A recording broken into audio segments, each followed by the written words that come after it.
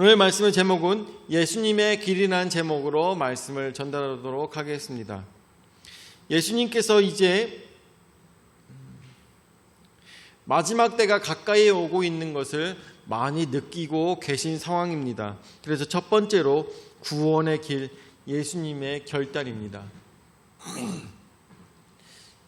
예수님께서는 이 땅에 오신 이유가 바로 세상의 모든 영혼들을 위하여서 자신을 내어놓기 위해서 이 땅에 오신 것을 우리 모두가 알고 있습니다. 근데 세상 어느 사람도 내가 죽는 날을 안다고 생각한다면 세상 살기가 정말 힘들 것입니다. 여러분들 아시다시피 교도소에 있는 사형수들도 몇 날 몇 시에 사형을 집행합니다라고 가르쳐주지 않습니다. 가르쳐주지 않고 언제인지 알려주지 않고 갑자기 어느 날 너는 오늘이다 라는 식으로 얘기를 해준다고 하더라고요. 사람이 자기가 언제 죽는지 알게 된다면 너무나도 힘이 들 것 같아요. 너무나도 속상할 것 같고 매일매일이 희망에 차 있기보다는, 소망에 차 있기보다는 매일매일 정말 죽는 그날이 되기 전에 먼저 죽을 것처럼 굉장히 말라 죽을 것 같습니다. 근데 예수님께서는 이 구원의 길을 가시기 위해서 그 마지막 때를 향하여서 그 삶을 살아가고 계시는 것을 우리가 말씀을 통해서 볼 수가 있는데, 누가복음 9장 51절 말씀을 보니까 어떻게 나옵니까? 예수께서 승천하실 기약이 차감해 예루살렘을 향하여 올라가기로 굳게 결심하시고 라고 했습니다. 이전까지 예수님께서는 자신이 하나님의 아들인 것과 또한 세상의 많은 귀신들을 쫓아내며 예수 그리스도의 하나님의 복음을 전달하며 그야말로 천국 복음을 전달하기 위해서 최선을 다하신 것을 우리가 말씀들을 통하여서 보았습니다. 그리고 이제는 어떠한 마음, 예수님께서 승천하실 기약이 차감해 라고 이야기하고 있습니다. 승천하실 기약이 차간다는 것은 반대로 얘기하면 이제는 십자가에 달려 돌아가실 그때가 가까이 왔다는 것을 예수님께서 알고 계셨다는 것입니다. 이미 이 전에도 누가복음 9장의 이 전 51절 말씀 전에도 예수님께서 말씀하시기를 자기가 죽임을 당하게 될 것이라고 그렇게 말씀을 전달하신 것을 성경 말씀을 통해서 나타나고 있습니다. 저번 주에도 이 말씀을 드렸었습니다. 예수님께서는 언제나 어떠한 마음을 가지고 내가 십자가에 달려 죽게 될 것이다, 내가 죽게 될 것이다에 대해서 제자들에게 언제나 말씀해 주고 계셨습니다. 언제나 그 말씀을 하실 때가 언제였을까요? 제자들이 기고만장할 때 예수님께서 말씀하여 주셨습니다. 제자들이 누가 가장 크냐라고 싸우고 있을 때 예수님께서는 어린아이를 한 명을 데리고 왔다가 이 아이 같지 아니하면 천국에 들어갈 자가 아무도 없다고 말씀하시면서 뭐라고? 나는 죽게 될 것이다, 나는 죽게 될 것이다 라고 여러 번, 누가복음에서만 약 9번 정도를 말씀하셨다고 이야기를 하더라고요. 계속 나는 죽을 것이다, 나는 죽을 것이다. 그런데 제자들은 어떻게 그 말씀을 기억하지 않았어요. 그 말씀을 무게를 두지 않았어요. 왜냐하면 이미 예수님께서 행하시는 모든 일들을 보니까 새 시대와 새 땅이 저들에게 임할 것이라는 것을 제자들이 많이 느꼈기 때문인 것입니다. 말씀만 하시면 모든 것들이 가능한데, 말씀만 하시면은 날씨도 변하고, 말씀만 하시면은 병들었던 사람이 살아나고, 또한 말씀만 하시면 죽었던 사람이 살아나는데 어떻게 이 사람이 다른 사람의 능력에 의해서, 다른 사람의 권력에 의해서 이 사람이 죽게 될까에 대해서는 전혀 하나도 고민을 할 필요가 없었다라는 것이죠. 고민을 하지 않았다는 것입니다. 그야말로 기고만장한 그러한 제자들의 모습을 우리가 상상해 볼 수가 있는 것입니다. 그런데 그 속에서는 예수님께서는 아주 골물대로 골마서 어떻게 기도하실 때, 혼자 기도하실 때 눈물이 피가 되도록 기도하셨다는 것을 우리는 말씀을 통해서 잘 알고 있는 것입니다.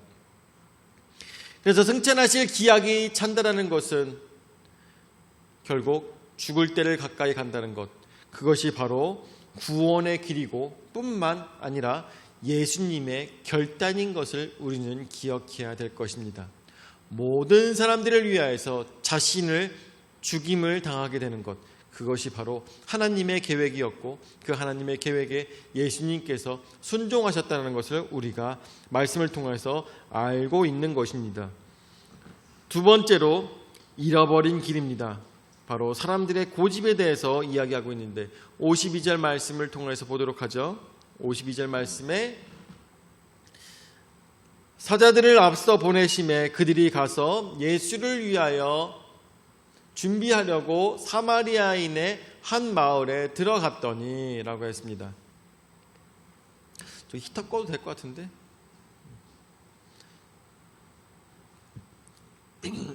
말씀이 너무 감미로운지 여기서 보고 있으면은 조시는 분들이 있어요. 너무 달콤한가 봐요.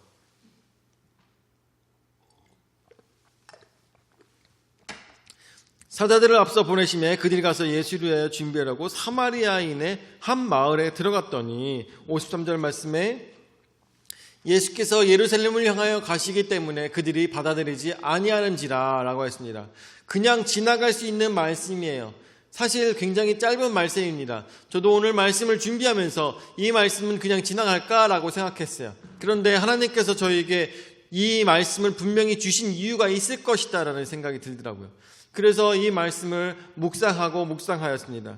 여러분들에게 그래서 말씀드리고 싶은 것은 바로 사람들의 고집 때문에 잃어버린 길에 대해서 여러분들에게 말씀을 드리고 싶습니다.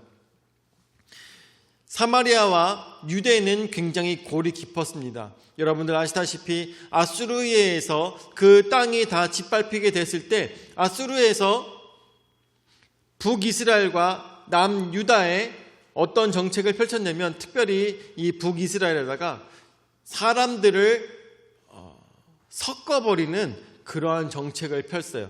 그래서 북이스라엘에는 이스라엘 백성 유대인들 뿐만 아니라 그곳에다가 다른 이방인들까지 섞여서 그야말로 짬뽕이 돼버린 것이죠. 우리나라로 따지면 만약에 남한이 있고 북한이 있었으면 북한 사람들에게다가 러시아 사람이나 아니면 중국 사람들 피를 섞은 거나 마찬가지라고 볼 수가 있겠습니다. 그렇게 해서 어떻게 그런 유대 민족이 갖고 있는 그런 자신 민족의 어떤 유대성을 꺾어버리는 정책을 펼쳤던 것이 바로 아시리아 사람들이었던 것을 우리가 말씀을 통하여서 생각해 볼 수가 있는 것이죠. 그런데 이 사람들이 그런 행동을 펼쳤을 때 같은 민족 사람이라면 우리도 어떻습니까? 사실 북한 사람들 미워할 사람들이 아니죠. 불쌍히 여겨야 되는 사람들인 것이죠. 그 지도자를 잘못 만나가지고 그러한 삶에 처해 있는 그 사람들을 불쌍히 여겨야 되는 것이 바로 우리 대한민국에 있는 많은 믿는 자들이 행해야 될 일인데, 그때 남유다에 있던 사람들은 야, 쟤네들 피가 섞인 거 보니까 하나님께서 원하시지 않는 족속이야 하면서 그야말로 저들을 배척하고 그리고 저들을 버려버린 것과 마찬가지로 이 남유다 사람들은 그렇게 생각했던 것입니다. 저 사람들은 이제 끝났어. 저 사람들은 우리 민족이 아니야 라고까지, 우리 형제가 아니야까지 생각해 볼 수 있게 된 것이죠. 뿐만 아니라 이것이 이런 감정의 고조가 끝까지 달아서 기원전 2세기, 약 기원전 200년 전에는 그곳에 있었던 그리심산에 있었던 그 성전을, 그러니까 성전에는 남유다의 예루살렘의 성전이 있었고 또한 저쪽 북이스라엘의 그리심산의 성전이 있었는데 유대의 군사들이 올라가서 그리심산에 있는 성전을 파괴했던 사건이 바로 기원전 2세기에 있었던 일입니다. 그런데 우리 성경에는 써있지 않죠. 왜? 성경에는 기원전 4세기부터 예수님 오시기 전까지의 기록이 없기 때문이죠.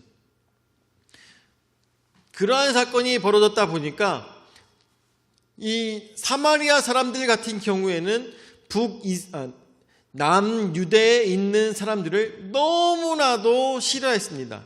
너무나도 싫어했어요. 우리 알기를 정말 우리는 예전에 형제였음에도 불구하고 우리 알기를 이런 식으로 봐? 우리를 이렇게 대우를 해? 우리를 이렇게 천하게 여겨? 그럼 우리도 니네를 용서할 수 없어. 우리도 너희를 인정할 수 없어. 그랬던 것이 바로 사마리아인들이었고, 뿐만 아니라 그런 사마리아인들을 무시하였던 것이 남유다 사람들이었던 것입니다. 저들의 감정의 골은 계속 깊어질 수밖에 없었습니다. 저들은 서로 미워하는 것이 감정의 끝까지 치달을 수밖에 없었던 것입니다. 여러분들, 잘하는 것일까요? 잘못하는 것일까요? 준아야, 네가 생각할 때 우리 준아하고 계속 이제 매일매일 큐티를 같이 하고 있는데, 준아가 처음 큐티 할 때보다 기도하는 거나 그리고 말씀에 대한 파악 같은 것이 상당히 좋아졌어요. 요번에 오늘 성경 말씀에 나오는 것처럼 사마리아와 유대의 관계, 장점과 단점이 있을 것 같은데 어떤 것이 장점이고 어떤 것이 단점이 될까? 아니 그냥 네가 생각하는 대로 얘기해봐. 장점과 단점 생각하지 말고, 장점과 단점 생각하지 말고 그냥 네가 생각하는 대로 한번 얘기해봐.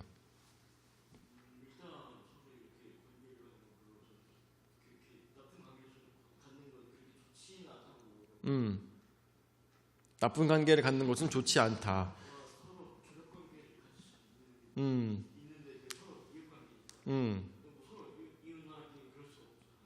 그렇지.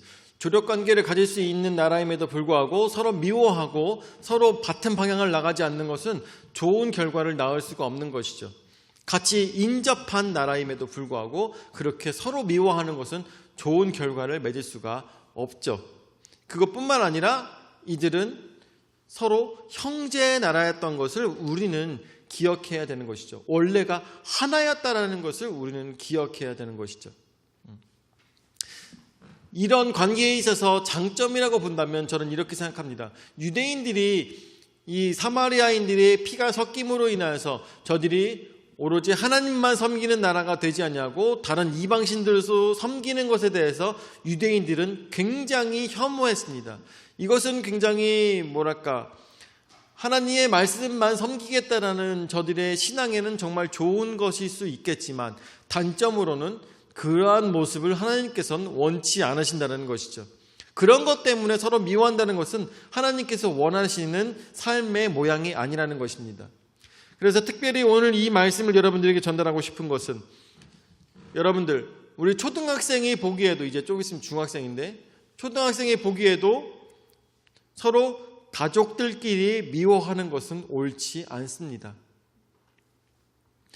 아무리 골이 깊다 할지라도, 서로 이해할 수 없는 감정의 골이 깊다 할지라도 가족끼리 서로 미워하는 것은 초등학생도 이해할 수가 없는 일이라는 것이죠.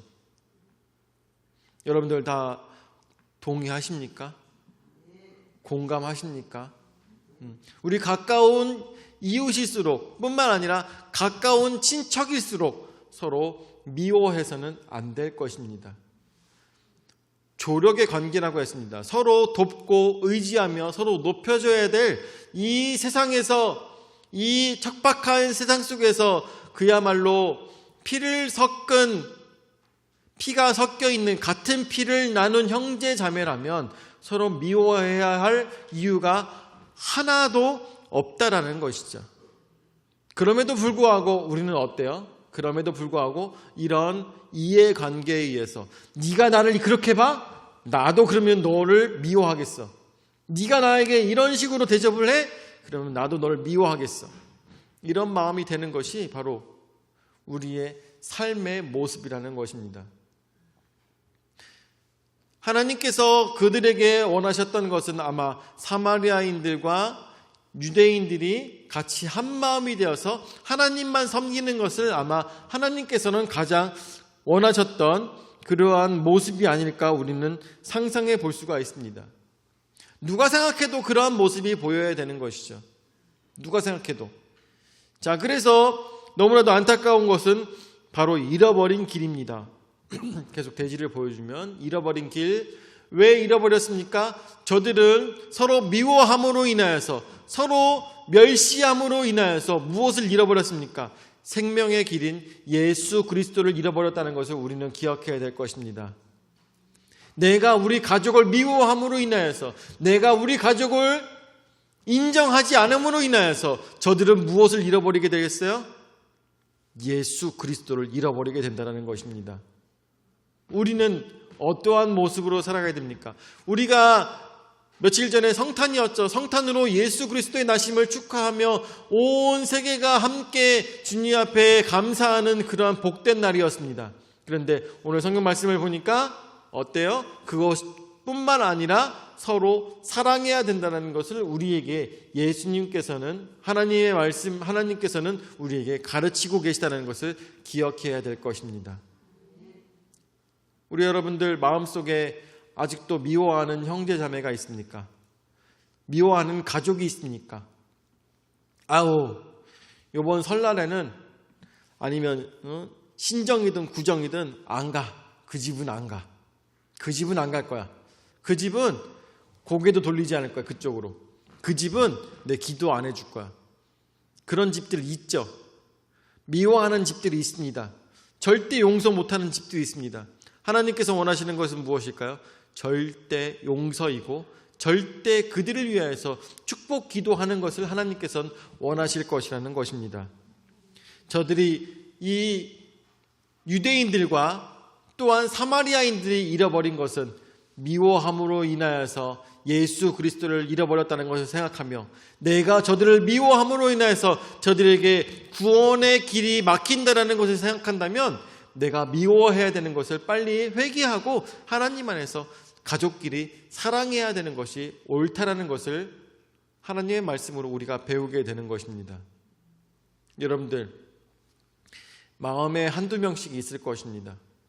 마음에 한두 명씩 용서 못한 친척이 있을 것입니다. 사랑하지 못하는 친척이 있을 것입니다. 도저히 이해할 수가 없는 가족이 있을 것입니다. 그럼에도 어떻게? 그럼에도 불구하고 용서해야 된다는 것이죠. 초등학생이 봐도, 그리고 뿐만 아니라 하나님의 사랑으로 봐도 용서하는 게 옳다라는 것이죠. 나를 불편해한다면, 나를 싫어한다면 어떻게 해야 될까요? 저들을 위해서라도 축복으로 기도할 수 있는 우리의 신앙이 되어야 된다는 것이죠. 세 번째, 사랑의 길입니다.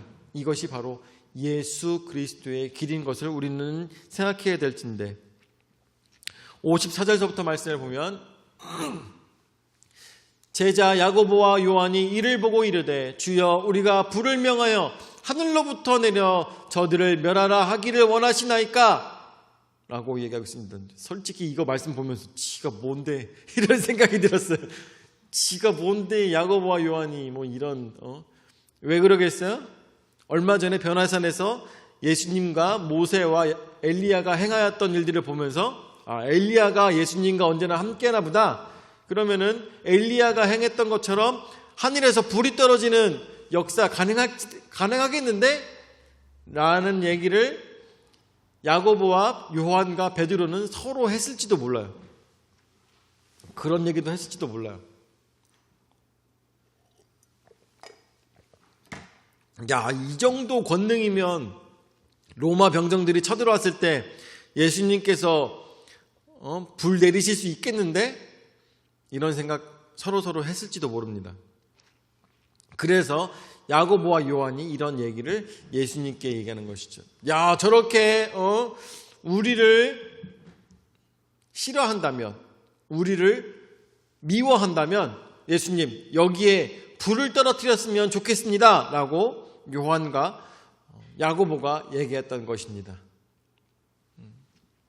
여러분들 그렇지 않습니까? 나를 싫어하는 친척, 나를 미워하는 친척, 나를 배척하는 친척이 있다면 우리는 어떻게 하고 싶어요? 어떠한 방법으로도 복수하고 싶은 게 사람의 생각이라는 것이죠. 어떠한 사람은 어떠한 생각, 어떠한 방법으로도 복수하고 싶은 생각이 있는 것이에요.